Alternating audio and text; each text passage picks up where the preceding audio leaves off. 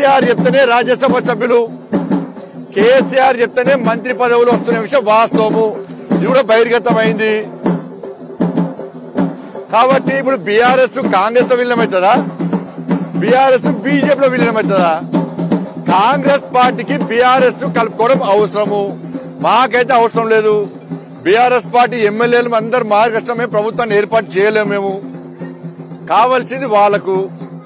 కవితను బెయిల్ నుంచి బయటికి తీసుకొచ్చే ప్రయత్నం చేసింది వాళ్ళు, రాజ్యసభ అభ్యర్థులు ప్రకటించింది వాళ్ళు, ఇచ్చి పుచ్చుకునే దూరంతో వ్యవహరించేది వాళ్ళు.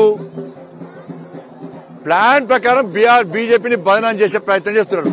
ఇవాళ దీనికి కాంగ్రెస్ పార్టీ ఏం సమాధానం చెప్తుంది? నేను మళ్ళీ చెప్తున్నా, ఆయన వకీలు, ఆయన వకాలతో చేసుకోద్దాం. మరి ఏమన్నారు ఇలా ఏం నాకు మొన్న నేను ఆశ్చర్యపోయినా. ఈయన చాలా పెద్ద వకీలు, అనుభవం ఉన్న వకీలు.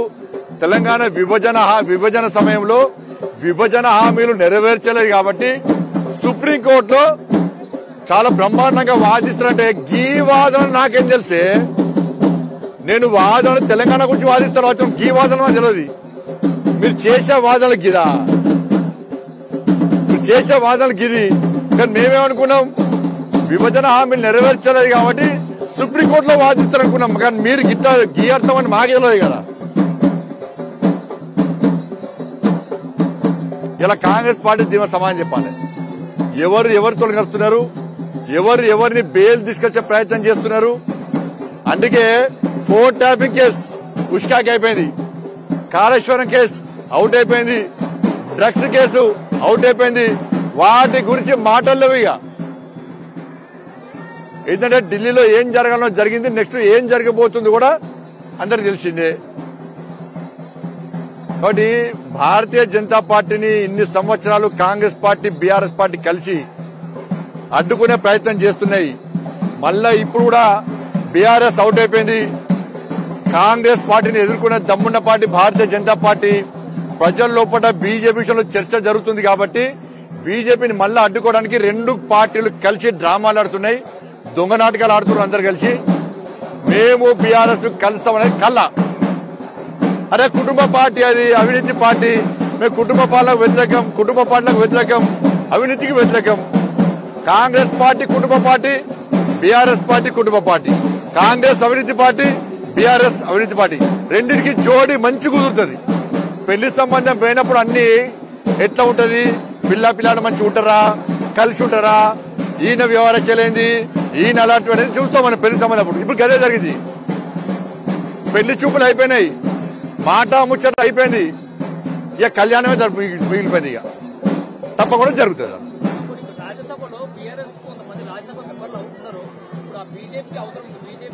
మాకేం అవసరం లేదన్న.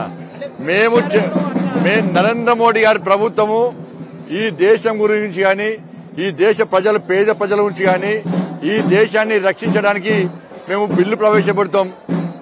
మంచి ఆలోచన ఉన్న వాళ్ళు కూడా సపోర్ట్ చేస్తారు. వీళ్ళని వాళ్ళని మాకున్న మా మెజార్టీ మాకున్నది. మాకు ఇన్ని రోజులు లేదా మాకు? ఇప్పుడు మరి బేల్ అని ఇంత ఇప్పటిదాకా రామాయణం అయితే వినే ఉన్నది చేస్తామే. బేల్ ఇప్పించేదే కాంగ్రెస్ పార్టీ, కోర్టు కాదు. నేను మళ్ళీ చెప్తున్నా, సుప్రీంకోర్టును కాంగ్రెస్ పార్టీ అగౌరవపరుస్తున్నది. సుప్రీంకోర్టు ఒక వ్యక్తి చెప్తే, ఒక పార్టీ చెప్తే బెయిల్ ఇవ్వదు. ఇది కోర్టు ధిక్కరణ అవుతుంది. కాంగ్రెస్ పార్టీ అట్లా మాట్లాడుతుంది, కోర్టు ధిక్కరణ అవుతుంది. కాబట్టి మీరు వాదోపవాదాలు చేసేది మీరు, కింది కోర్టులో ఆర్గ్యుమెంట్ చేసింది మీ వకీలు, మీ రాజ్యసభ అభ్యర్థి. కాబట్టి బెయిల్ ఇప్పించాలని ప్రయత్నం చేసింది ఎవరు?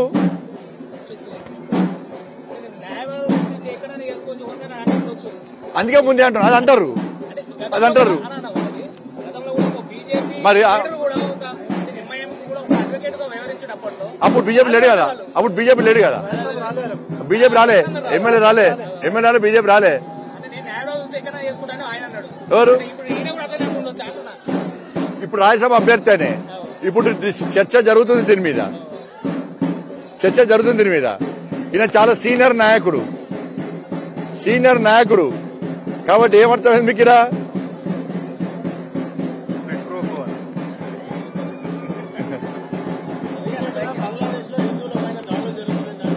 తప్పకుండా నరేంద్ర మోడీ గారు అన్ని మాట్లాడారు.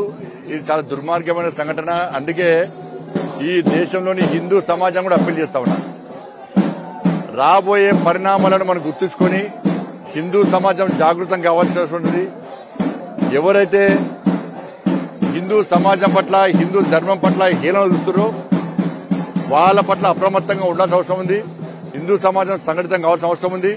బంగ్లాదేశ్ లో జరుగుతున్న పరిణామాలు చూడాల్సిన అవసరం ఉంది. వీళ్ళు మాట్లాడతలేరు, వాళ్ళు మాట్లాడుతున్న ముఖ్యం కాదు. మనం ఏం చేస్తున్నామో ఒక్కసారి హిందువులు ఆలోచించాలి. ఆ విషయంలో జాగ్రత్తగా ఉండాలని కోరుతాను మేము. అందుకే అడ్వాన్స్ గా ముందే చెప్పిన వకీల్ అంటారు కావచ్చండి.